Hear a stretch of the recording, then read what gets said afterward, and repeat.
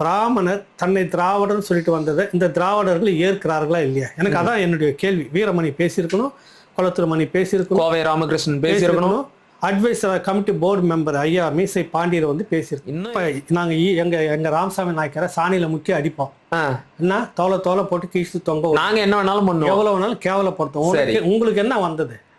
மகிழனுக்கும் உங்க நெற்றிகரிச்சனுக்கு இதுல என்ன, உனக்கு என்ன அக்கறை வந்து? உங்களோட அடிப்படை சித்தாந்தமே தகர்ந்து போச்சு. சாணியில முக்கிய எங்கால நாங்க அடிப்போம்.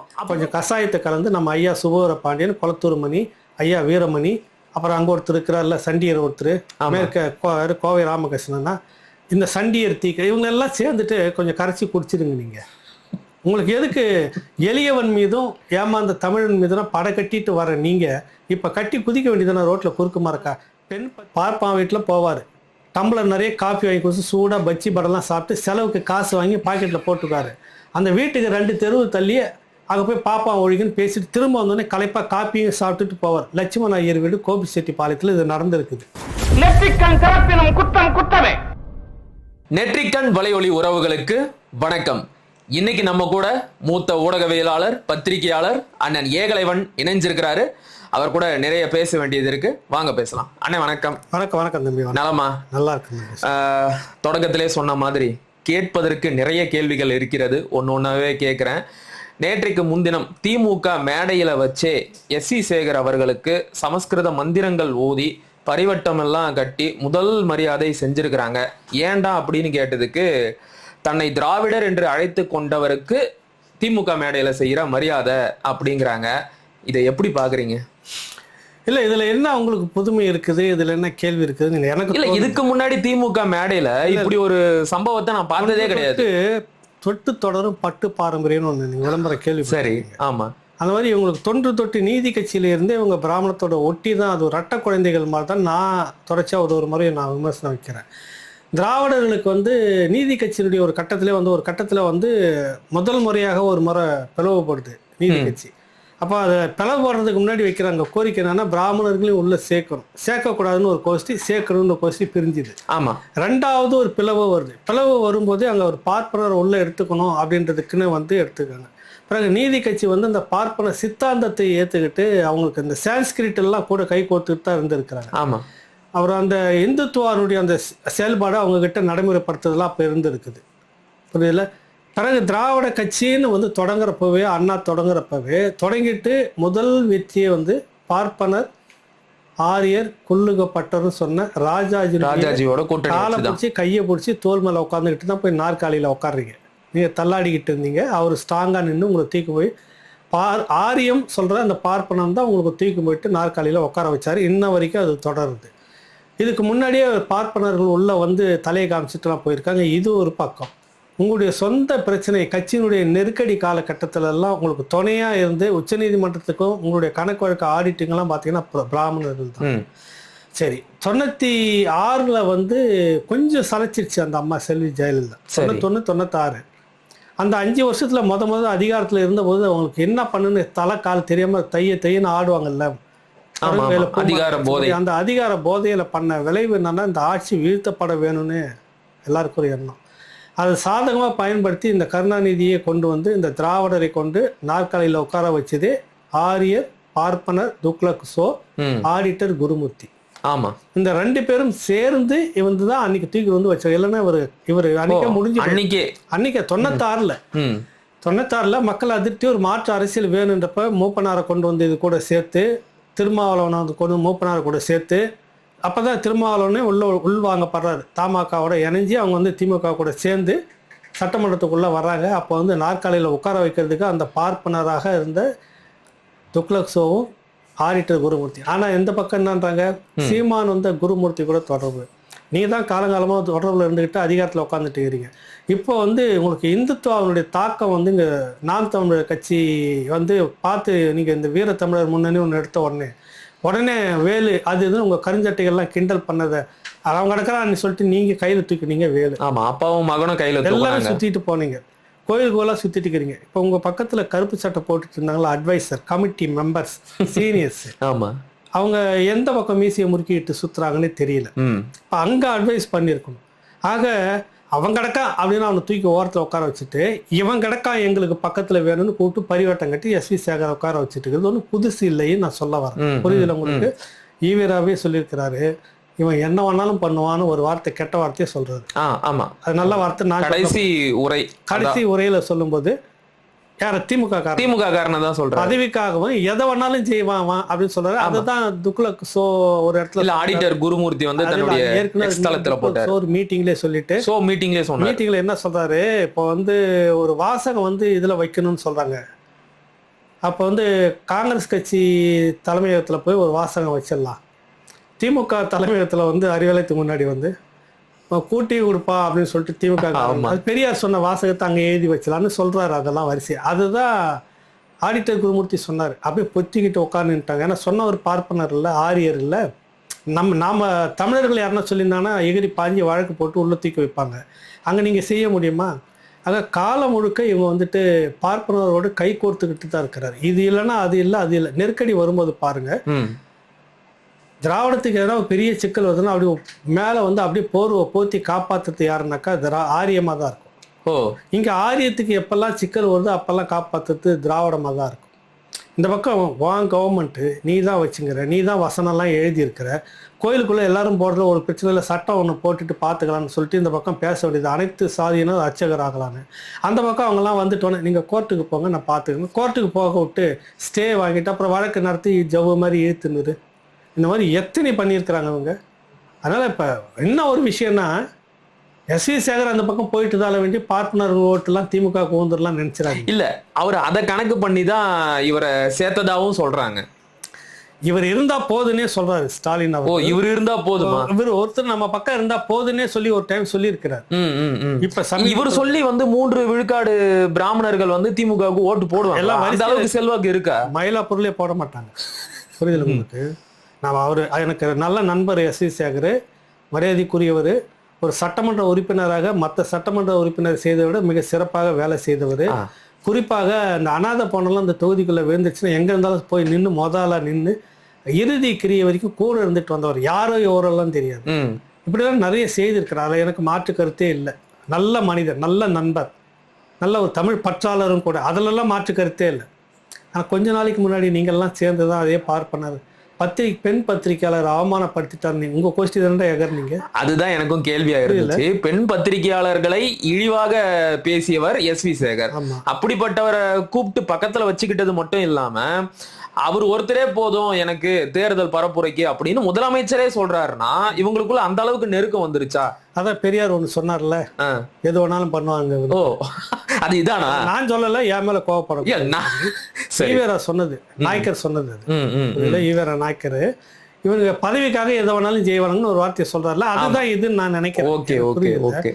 என்னன்ற உங்க சகாக்கள் உங்களுடைய பத்திரிகையாளர் வட்டம் தான், குறிப்பா திமுக இருக்கக்கூடியவர் தான் உணர்ச்சி வசப்பட்டு அவரை போய் பொங்கி எழுந்து கேஸ் எல்லாம் போட்டு தண்டனையே கிடைச்சிருக்கு. ஆமா, அப்படி தண்டிக்கப்பட்ட பெண் பத்திரிகையாளர்களை மோசமாக சித்தரிச்சு பேசப்பட்ட ஒரு நபரை நீங்க தூக்கி பக்கத்துல உட்கார வச்சுன்னா எனக்கு 3% ஓட்டு மொத்தமும் விழுந்துறேன்னா எப்படி விழுன்றேன். இப்போ உங்களுக்காக பேசிக்கிட்டு இருந்து அந்த பத்திரிகையாளர்கள்லாம் வாய் திறப்பாங்களா திறக்க மாட்டாங்களா? ஏன் திறக்கல? என்ன திறக்கலையே? இப்போ வரலாம் திறக்கலையே. அதுதான் பெரியார் சொன்னது. ராமசாமி நாயக்கர் சொன்னார்ல, என்ன வேணாலும் செய்வாங்களா? அப்போ உண்மை அந்த ஒரே வார்த்தை தான், இவனுக்கு பதவிக்காக எது வேணாலும் செய்வாங்க. புரியுதுல்ல? அந்த வேலையும் செய்வாங்க. புரியுதுல? இவர்கள் வந்து இந்த தொழிலுக்காக எது வேணாலும் செய்வாங்க. பத்திரிகையாளரும் போட்டு அதான அர்த்தம். கண்டிப்பா நான் அந்த பத்திரிகையாளர் இருக்கிறேன், எனக்கு அந்த ரோசம் இருக்குது, எனக்கு அந்த கோபம் இருக்குது. இப்ப நான் எங்க போய் முட்டிக்கிறது? என்னுடைய சக பெண் தோழர்களை வந்து இந்த தொழில் இந்த மாதிரியான ஒரு விஷயத்துக்கு இவங்கெல்லாம் அப்படி இருக்கிறப்பன்னா எல்லாம் கொதிச்சு போய் வழக்கு போட்டாங்க, தண்டனையும் கிடைச்சிது. நீ தூக்கி பக்கத்துல உட்கார வச்சுக்கிறேன், நான் இப்ப என்னாலும் சொல்லி பாக்குறது உங்களோட பார்வை ஒரு பத்திரிகை. நிச்சயமா இப்ப அவர் மேல வந்து உயர் நீதிமன்றம் குற்றம் சாட்டி இருக்கு. ஆமா, இவர் தப்பா பேசுனது உண்மைதான் அப்படின்னு சொல்லிட்டு, ஆனா மேல்முறையீட்டிற்கு 1 மாத காலம் அவகாசம் கொடுத்திருக்காங்க. இப்ப 3 மாத காலம் அவகாசம் கொடுத்திருக்காங்க. உச்ச நீதிமன்றத்திற்கு இந்த வழக்கு போகும்போது அரசு தரப்பிலிருந்து எப்படிப்பட்ட வாதங்கள் எடுத்து வைக்கப்படும்? இப்ப இவர் வந்து அரசுக்கு ரொம்ப நெருக்கமா இருக்காரு, உண்மையிலேயே நீதி நேர்மைக்கு போராடுவாங்களா? இல்ல, ஒரு வாதமும் வராது, பக்கவாதம் தான் வரும். புரியுதுல உங்களுக்கு? நீங்க வாதாடவே மாட்டாங்களா? சங்கராச்சாரிய கேஸ் மறந்துட்டீங்களா நீங்க? சொல்லுங்க, சங்கராச்சாரிய கேஸ் மறந்து போச்சு உங்களுக்கு? இல்ல, மறக்கல. நானும் ஒரு பாப்பாத்தி தான் சட்டமன்றத்துக்குள்ள சொன்ன செல்வி ஜெயலலிதா அவர்கள் தவறுனா தவறு தான். நீ இன்னொரு பார்ப்பன கோயிலுக்குள்ள ஆளை கூலிப்படை வச்சு வெட்டி இருக்கிற, உனக்கு என்ன இருக்குது பாப்பா? தூக்குனாங்க, கைது பண்ணாங்க, கேஸ் நடந்துகிட்டு இருந்து தூக்குள்ள வச்சாங்க. ஆமா, இந்தியாவிலேயே ஒருத்தங்க கூட நினைச்சிருக்க முடியாது. ஒரு அதிகார உச்சம் நினைச்சா ஜனாதிபதி ஆபீஸோட, நினைச்சா பிஎம் ஆபீஸோட பேசிட்டு இருக்கிற அவா கூட்டத்தை அடுத்த 5 நிமிஷத்துல தூக்கி உள்ள வைக்கிற மாதிரி வச்சுட்டு ஃபிளைட் இங்கிருந்து ஆந்திராவுக்கு அனுப்பி அங்க ஒரு இடத்துல அவர் போய் மற்ற இந்த ஒரு 3 மாசத்துக்கு முன்னாடி ஒரு பயணம் போவாங்க, அந்த மாதிரி போயிட்டு இருக்கிற ஒரு ஆள் அங்க மடக்கி ஃபிளைட்ல தூக்கி விடிய கொண்டு வந்து நிறுத்தி நீ என்ன வேணாலும் பண்ணிக்கணும் உள்ள தூக்கி வச்சு பண்ணது பாப்பாத்தி. என்னால கவனிங்க. நீ ஆரிய எதிர்ப்பால் என்ன தெரியுமா, நீ அதிகாரத்துக்கு வந்தோடனே அந்த வழக்குல லூஸா விட்டு, நான் சொல்லல இதெல்லாம், இன்வெஸ்டிகேஷன் ஆஃபீஸர் சக்திவேல் என்ன அசிஸ்டன்ட் கமிஷனர் ஆஃப் போலீஸ் அவரு பேட்டி கொடுத்தாரு. நல்ல வழக்கை விசாரித்து நல்ல பழக்கம், அவர் கிரைம் வீட்டில் இருக்கப்ப நல்ல பழக்கம், ஆள் நல்லா கருப்பா மீச முறுக்கிட்டு இருப்பார், பார்த்தா நல்ல குழந்தை மனசு, சரி தவறு நின்று அடிப்பார், அதெல்லாம் பார்க்கவே மாட்டார். சரியான கேஸ்னா அது எவனா இருந்தாலும் சரி பார்த்துக்கலான்னு அந்த மாதிரி ஆளு. இந்த கேஸ்ல அவ்வளவு சாட்சியங்களை வச்சு எல்லாம் பண்ணிட்டு ஒண்ணா தோத்து போனது காரணம் இந்த திமுக அரசு தான். இவர்கள் திமுக விட்டு கொடுத்து சங்கராச்சாரியாரை காப்பாற்ற பார்த்தாங்க, மறுபடியும் அதேதான், என்ன வேணாலும் செய்வாங்க. புரியுதுல? அதான் ராமசாமி நாயக்கர் சொன்னார்ல, இவங்க பதவிக்காக எதையும் செய்வானுங்க. அதுதான் இது. நீ என்ன சட்டம் அந்த அம்மா செய்து வச்சுட்டு போய் அதன்படி விசாரணை நடத்தி தண்டனை வாங்கி கொடுத்துட்டு போ. இப்ப அவரு அந்த இன்னொருத்தர் சங்கர் ராமன் நினைக்கிறேன், அவரே வெட்டிட்டு அவரே கொண்டுகிட்டு அவரே செத்துட்டாரா? என்னடா உங்க அரசலான்னு கேள்வி வருதா இல்லையா? அப்புறம் நீங்க என்ன பார்ப்பனர்களுக்கு திமுக எந்த காலகட்டத்திலும் இதுல வேணும்னாக்கா கொஞ்சம் கஷாயத்தை கலந்து நம்ம ஐயா சுபவர பாண்டியன், குளத்தூர் மணி, ஐயா வீரமணி, அப்புறம் அங்க ஒருத்தர் இருக்கிறார்ல சண்டியர் ஒருத்தர், மேற்க கோவை ராமகிருஷ்ணன்னா, இந்த சண்டியர் தீக்க இவங்க எல்லாம் சேர்ந்துட்டு கொஞ்சம் கரைச்சி குடிச்சிடுங்க. நீங்க உங்களுக்கு எதுக்கு எளியவன் மீதும் ஏமாந்த தமிழன் மீதும் படை கட்டிட்டு வர நீங்க இப்ப கட்டி குதிக்க வேண்டியதான ரோட்ல குறுக்கு மறக்கா? பெண் பத்திரிகையாளர் கொச்சப்படுத்தி பேசின ஒருத்தர், பார்ப்பன தலைமையில இருக்கக்கூடிய ஒருத்தர் எப்படி திமுக திராவிடன்னு சொல்லிட்டா நீங்க சரியா போச்சு? என்னோட அடுத்த கேள்வி அதான். இப்ப ஐயா ஈவேரா அவர்கள் உயிரோட இருந்த வரைக்கும் ஒரு விஷயத்த அழுத்தம் திருத்தமா திரும்ப சொல்லிக்கிட்டே இருந்தாரு. அது என்ன அப்படின்னா, நாம நம்மள தமிழன்னு சொல்லிக்க கூடாது, அப்படி சொல்லிக்கிட்டா நானும் தமிழ் தான் பேசுறேன்னு சொல்லிக்கிட்டு பாப்பான் உள்ள வந்துருவான், அவனை விலக்கி வைக்கணும், அதுக்காக நாம எல்லாரும் நம்மள திராவிடன்னு சொல்லிக்கலாம் அப்படின்னு சொன்னாரு. திராவிடன்னு சொன்னா பாப்பா உள்ள வர மாட்டான். இன்னைக்கு ஒரு பார்ப்பனரான எஸ் வி சேகரே நான் திராவிடன் தான், எல்லாரும் விரும்புற திராவிடனா இருக்க விரும்புறேன் அப்படிங்கிறாரு. அங்கேயே ஈவேராவோட அடிப்படை சித்தாந்தமே தகர்ந்து போச்சு. இத பத்தி யாருமே வாய திறக்கல. உங்களுக்கு என்ன கவலை? இப்ப நாங்க எங்க ராமசாமி நாயக்கரை சாணியில முக்கிய அடிப்போம், என்ன தோலை போட்டு கீழ்த்து தொங்க, நாங்க என்ன வேணாலும் பண்ணுவோம், எவ்வளவு வேணாலும் கேவலப்படுத்துவோம். உங்களுக்கு என்ன வந்தது? மகிழனுக்கும் உங்க நெற்றிகரிச்சனுக்கு இதுல என்ன, உனக்கு என்ன அக்கறை வந்து? உங்களோட அடிப்படை சித்தாந்தமே தகர்ந்து போச்சு. சாணியில முக்கிய எங்க ஆள நாங்க அடிப்போம், அப்ப கூட கூச்சப்படாம இப்படியே பேசுவீங்க. எங்க ஈவராவை நாங்க எப்படி வேணாலும் மல்லாக்க பிரிச்சு பெட்டி போட்டு கூட அடிப்போம். உங்களுக்கு என்ன வந்துச்சு? மானக்கேடுன்னு நீங்க தான் சொல்லக்கூடாது, மானக்கேட்டுலயும் ஒரு மானக்கேடுன்னு சொல்லுவாங்க, அந்த மாதிரி பிரிச்சு பேசணும். நீங்க பெரியாரையும் நான் வச்சுக்குவோம், பெரியாருக்கு அப்படியே பக்கத்துல இந்த டம்ளர்ல தண்ணி வச்சிருந்து மூஞ்சில் அடிச்சு மொழிவி கருப்பை பூசிக்கிட்டே இருப்போம். அவர் தான் சொன்னாரு தமிழன். எவ்வளவு பித்தலாட்டம் பாருங்க தான் திராவிட அரசியல் வழிநெடுக்க பித்தலாட்டம். அவங்களுக்கு ஒரே ஒரு நோக்கம், ராமசாமி நாயக்கர் அது ஒண்ணு மட்டும் உறுதியா சொன்னது, திமுக காரன் பதவிக்கு எதை வேணாலும் செய்வான்னு ஒண்ணு சொன்னாரு. கெட்ட வார்த்தை தடவை சொன்னாலும் அதுதான் உண்மை. என்னன்னா, நீ இந்த பக்கம் பெரியாரு சொல்லி பாரு தொட்டு பாருன்ற, நாங்களடா சொல்லி பார்க்குறோம், நாங்களா தொட்டு பார்க்குறோம் சொல்றது முழுக்க அந்த கொஸ்டின் அவங்களே கூப்பிட்டு பக்கத்தில் உட்கார வச்சுட்டு எனக்கு பெரியாரும் வேணும் பெருமாளும் வேணும்னு உட்கார வச்சு பெருமாளுக்கு பரிவட்டம் கட்டுறீங்க. இதுதானே உங்க இது. ஒன்று நீ பெரியாரை வச்சுக்கோ, இல்லை நீ பெருமாளை வச்சுக்கோ, இல்லை எனக்கு ரெண்டுமே நீ பெரியாரை தொட்டுப்பாரு அப்படின்றீங்க. இந்த பக்கம் கேட்டால் சங்கின்றீங்க. அப்புறம் சங்கிக்கே பெருமாள்னு சொல்லும்போது எனக்கு ஒன்றும் புரியல. அதுதான் சொன்னார், தமிழன்னு சொன்னாக்கா உள்ளே வந்துடுவான், அதனால திராவிடன் நம்ம எல்லாம் சொல்லிக்குவோன்னு சொன்னேன்ல, பித்தலாட்டம் தானே அது. இப்போ திராவிடன் நானுன்னு சொல்லிக்கிட்டாரு. பார்ப்பனம் திராவிடன்னு சொன்னா ஒத்துக்குவாங்கல்ல? 99.9% பிராமணர்கள் ஏற்க மாட்டான், காரித்து போவான். சந்தர்ப்பத்துக்காக போய் என்கிட்ட நிறைய பேர் பேசிட்டு இருக்கிறாங்க பிராமண தோழர்கள், இது அயோக்கியத்தானது, இவர் போய் நின்றுட்டாருன்னா எல்லாம் ஓட்டு போட்டுருவாங்களா, இருக்கிற ஓட்டும் கெட்டு போடுன்னு அதான் நடக்க போகுது. உங்களுக்கு என்னன்னா, இந்த ஆரிய தலைமையை நாங்கள் பகைக்கவில்லைன்னு நீங்க மேலிட வரைக்கும் காட்டுக்கிட்டே இருக்கணும். RSS தலைமை எல்லா தளங்களிலும் இருக்குது. காலங்காலமாக இந்த மண்ணில் ஏற்று அரசியல் பண்றது தமிழ் தேசியம் மட்டும்தான் அங்கே பண்ணிட்டு இருக்குது. மற்றபடி நீங்க அப்பெல்லாம் தொடக்கத்துல இருந்து இது வரைக்கும் சமரசமாவே இருந்துட்டு இருக்கிறீங்க. புரியுதுல உங்களுக்கு? நீங்க ஜனாதிபதி வேணும் அப்படின்றப்ப இதே உங்க தந்தை ராமசாமி நாயக்கர் சொல்றாரு, அடே 1000 தான் இருந்தாலும் நம்ம ஆள்றா, நான் பிராமின்னு, இவரை விட்டுட்டு நீங்க கிரிக்கு போறீங்க, அவெல்லாம் பிராமின் போடாதீங்கடான்னு சொல்றாரு. இங்க சஞ்சீவி ரெட்டி, எந்த சஞ்சீவி ரெட்டி? தேசிய மொழி கொள்கை எது அப்படின்னு சொல்ல வரும்போது இந்திய ஆதிக்க மொழின்றப்ப ஆதிக்க மொழி கூடாதுன்னு ஓட்டு போட்டு ஒரு ஓட்டுல வெற்றி பெற வச்சார்ல. ஆமா, இந்திய ஆட்சி மொழியா வரணும் அப்படிங்கிறதுக்கு அவருடைய ஓட்டு தான். வரக்கூடாதுன்றது வரக்கூடாது போட்ட அந்த மனிதன் நிக்கிறார் ஜனாதிபதி. அவரை விட்டு தந்தையாவது மண்ணாங்கட்டியாவது அப்பயே சொன்னார், தந்தைக்கு வயதாகி விட்டது ஏதோ பெண்ணாத்துக்கிறான்னு சொல்லிட்டு பார்ப்பனருக்கு ஓட்டு போட்டது வரலாறு. இவங்க நீங்க வந்து எங்க தம்பி பார்ப்பனரு நீங்க விலைக்கு வச்சீங்க? இன்ன வரைக்கும் இந்த அப்பாவி இந்த கருஞ்சட்ட தோழர்கள்லாம் இருக்கிறாங்கல்ல, இவங்கெல்லாம் நீங்க எதுக்கு எடுத்தாலும் பார்ப்பனர்கள் பார்ப்பனர்கள் பார்ப்பனர்கள் திராவிடர்கள் இப்படி பண்ணிட்டார்கள். 2000 இருக்கிற காலத்துல நீங்களே இவ்வளவு மோசமா நடந்துட்டு இருக்கிறீங்க. 2000 காலத்துக்கு முன்னாடி அடிமையா வச்சிருந்தாங்க தாழ்த்தப்பட்டவர்களே. 1000 காலத்துக்கு முன்னாடி இதுல இன்னொரு தாழ்த்தப்பட்ட கோஷ்டியை சேர்ந்த தலித் திருமாவளவனு கூட சேர்ந்து ஓங்கி ஜங் ஜாங்னு அடிச்சுன்னு உட்கார எப்பத்துல இருந்து மாறிச்சு இது இந்த போக்கு பேசி இருக்கணும் இல்ல. நிச்சயமா இந்த பார்ப்பனர் எதுக்கு எடுத்தாலும் பார்ப்பனர் இந்த பக்கம் ஒரு பகையை வளர்த்துக்கிட்டே போற அரசியல் கோஷ்டிகள் உள்ள இருக்குல்ல. இப்ப நீங்க எல்லாம் எங்க போயிட்டீங்க? வீரமணி ஒரு தலையங்க எழுதி இருக்கணும், குறைஞ்சபட்சம் நிச்சயமா எதிர்ப்பு காட்டி இருக்கணுமா? நிச்சயமா அதைத்தான் நானும் கேள்வியா வைக்கிறேன். ஒருத்தர் கூட வாய திறக்கல. வீரமணி கடந்த முறை குளத்தூர்மணியும் இந்துத்துவாவில் கலந்த திமுக போட்டாரா இல்லையா உங்களுக்கு? ஆமா போட்டாரு.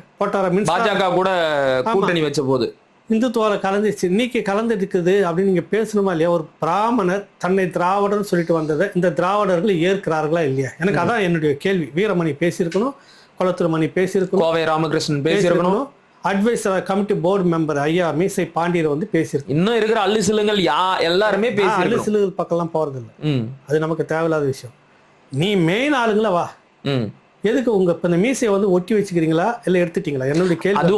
அதுவும் பாருங்கய்யா, அந்த மேடையில சமஸ்கிருத மந்திரம் ஓதி பரிவட்டம் கட்டி ஒரு பூணூல் போட்ட பிராமணர் இவருக்கு பரிவட்டம் கட்டுறாரு. இது என்ன கர்வாப்சி மாதிரியா? வேற மதத்துல இருக்கிறவங்கள இந்து மதத்துக்கு திருப்புற மாதிரி திராவிட முறைப்படி நாங்கள் செய்ய வேண்டிய மரியாதைன்னு சொல்லி பேச. ஓ, திராவிட முறைப்படி சமஸ்கிருத மந்திரம் தான் ஓதுவீங்களா?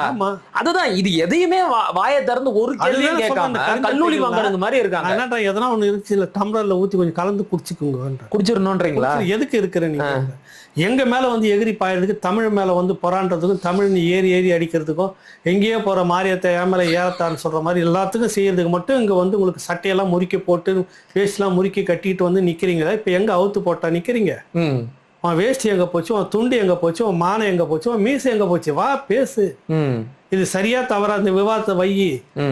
புரியுதுல்ல? உடனே ஆதியில் இருந்து பார்ப்பனர்கள் ஒன்றும் எங்களுக்கு பகை இல்லை, நாங்கள் பார்ப்பனர்களோடு அந்த கொள்கை சித்தாந்த மோதல் தான், வேற பார்ப்பனர்கள். டேய், இதேதான் ராமசாமி நாயக்கர் காலத்துல இருந்து நீங்க சொல்லிட்டு வந்திருக்கிறீங்க. ஏன்பா அவரு என்னன்னா பார்ப்பான் வீட்டுல போவாரு, டம்ளர் நிறைய காப்பி வாங்கி கொடுத்து சூடா பச்சி படம்லாம் சாப்பிட்டு செலவுக்கு காசு வாங்கி பாக்கெட்ல போட்டுக்காரு. அந்த வீட்டுக்கு 2 தெருவு தள்ளி அங்கே போய் பாப்பா ஒழிக்குன்னு பேசிட்டு திரும்ப வந்தோடனே களைப்பா காப்பியும் சாப்பிட்டுட்டு போவார். லட்சுமண ஐயர் வீடு கோபிச்செட்டிப்பாளையத்தில் இது நடந்திருக்குது. ஓ சரி, புரியுதுல்ல? இவ்வளவும் பண்ணி விட்டு பாப்பா ஒழிகன்னுட்டு இதுதான் காலம் முழுக்க. என்ன கேட்டா பார்ப்பனர் நட்பு வேற, ராஜாஜியும் ஈவேருடைய நட்பு போதுமில்லவா அவங்களுக்கு? அவர்கள் நட்பு கொள்கையாகத்தான் அவர் எதிர்த்தார். ஆனால் எல்லாத்துக்கும் ஆலோசனை கேட்கறது பாப்பான வச்சு ராமசாமி நாயக்கர் எல்லாத்துக்கும் வந்து ஆலோசனை கேட்கறது, நான் கல்யாணம் பண்ணிக்கலாமா mister Rajaji, please help me அப்படின்னு சொல்லிட்டு இல்லை கடிதம் எழுத வேண்டியது. இது ஒரு மானக்கேடான விஷயம். இதுக்கெல்லாம் நான் கையெழுத்து போட்டால் அசிங்கமாக இருக்கும் ஒரு கவர்னராக இருந்துக்கிட்டு அப்படின்னு அவர் கடிதம் எழுது. இதெல்லாம் இருக்குது, உண்மைதான் இருக்குது இல்லை உங்களுக்கு? இவ்வளோ மானக்கேட்டு போய் நீங்கள் உங்களுக்கு அட்வைஸ் கேட்டுக்கிறதுக்கு காலம் முழுக்க நீங்கள் பாப்பான்ட்டு தான் கேட்டு ஆலோசனை நடத்திட்டு இருக்கிறீங்க. அப்போ இதெல்லாம் வெளி வேஷம், பார்ப்பனை எதிர்ப்பு. மானக்கேடா அசிங்கப்பட்டு அவமானப்பட்டு வேதனைப்பட்டு துன்பப்பட்டு 1000 பட்டு இந்த பத்திரிகையாளர்களை விட்டுட்டு பாண்டிய கூட்டு பக்கத்துல உட்கார வச்சுக்கிறீங்க. ஆமா, நேத்து அது நடந்துச்சு. புரியுது இல்ல? ஏன் எங்க குணசேகர் எங்க போனாரு? திராவிட குணசேகரும் திராவிட திருமாவேலன் நல்ல தோழர்கள் தான். கோவில் லெனின் இருந்தாரு. கோவில் லெனின் எங்க போனாங்க? அவர் வைங்கள கேட்டா நடத்துவதே அவர்கள் தான், பின்னிருந்து இயக்குவதே அவர்கள் தான். நான் அவங்க அந்த லாபி பண்ற அந்த இடம், அந்த முக்கியத்துவத்தை இவங்களுக்கு கொடுங்களேன். ஹிண்டு ராமு நம்ம அண்ணன் கோபால் அண்ணன் பேருக்கு வந்து இருப்பார். ஆமா, புரியுதுல்ல? அங்க அதிகார மையான ஹிந்து ராம, இங்க வந்து பாண்டிய 2 மகமும் போதும் எங்களுக்கு. மொத்த பாப்பானே எங்களுக்கு ஓட்டு போட்டோம். அது இல்லை பிரச்சனை. எங்களுக்கு மேல டெல்லியில் இருக்கக்கூடிய RSS உடைய தலைமை எங்களை பகை இல்லாம காப்பாற்றோம். ஏகப்பட்ட ரெய்டுக்குள்ள இருக்கும். இதுல இருந்துலாம் நாங்க வெளியில வரணும். அப்ப நாங்க இவர்களோட அனுசரிச்சுட்டு பார்ப்பனர்களுக்கு நாங்கள் எந்த விதத்திலும் எதிரிகள் அல்ல அப்படின்னு காட்டணும். அதுக்காக இவ்வளவு RSS அப்படி மனசு குளிர்ந்து நமக்கு எல்லாத்துலயும் விடுதலை பண்ற வேலையை பின்னாடி செய்யும். இவ்வளவு கணக்கு இருக்கு இதுக்குள்ளார. சொல்ல சொல்லு. இப்ப வந்து குறுக்க நிக்க சொல்லுங்க சுபவீர பாண்டியனும் ஐயா கி வீரமணியும், 2-3 நாளா ஆளைய காணோம்.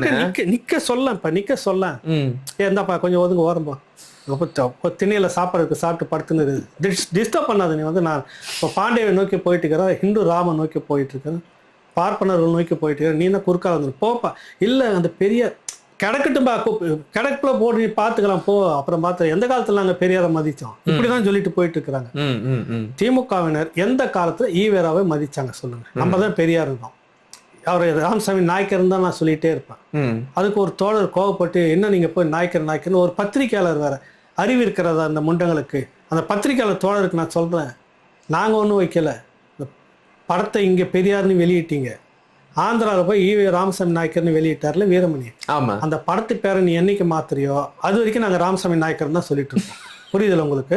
அந்த படத்து பேரை பெரியார்னு மாத்திட்டு வா, நாங்க இங்க பெரியார்னு சொல்றதுல நான் ஒரு கூடுதல் தகவல் சொல்றேன். இவருக்கு முதலாக அந்த பெரியார் அப்படிங்கிற பட்டம் கொடுத்ததே நாயக்கர் அப்படிங்கிற சாதி பட்டத்துக்கு பதிலா தான். அது வந்து 27லயே அந்த பட்டத்தை கொடுத்துட்டாங்க. மறுபடியும் 39ல தமிழ்நாட்டு பெண்கள் மாநாட்டுல அதை வந்து கொடுத்தாங்க. சோ இதுக்கு ஒரு வரலாறு இருக்கு. இல்ல நான் என்றேன், அவர் நாயக்கராகவே கடைசி வரைக்கும் இருந்திருக்கிறார். புரியுதுல்ல? அது நான் சொல்லல, ஐயா வீரமணி அவர்கள் இன்னைக்கு நிரூபிச்சுட்டு இருக்கிறாரு. அதனால ஊருக்கெல்லாம் சொல்ல வராதிங்க. எஸ்.வி. சேகர் விஷயத்தை இவ்வளவு விஷயங்கள் இருக்குது. இவங்களது எந்த காலகட்டத்திலையும் பார்ப்பனர்களுக்கு எதிராக இவர்களால் ஒரு துரும்ப கூட தூக்கி போட முடியாது. பார்ப்பனர்களோடு நாங்கள் அணுக்கமாக இருக்கிறோம் டெல்லிக்கு காட்டதான் RSS தலைமைக்கு கிட்டத்தட்ட அந்த வேலை தான் இப்போ நடந்துகிட்டு இருக்கு.